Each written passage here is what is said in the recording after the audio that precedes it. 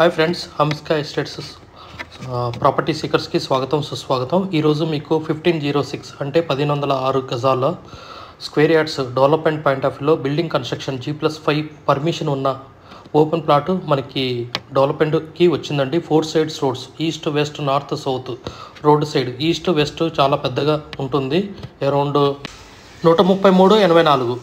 So ఇది మొత్తం 1106 గజాలు. ఇది ఇస్నాపూర్, మన నేషనల్ హైవే నుంచి జస్ట్ 800 మీటర్స్.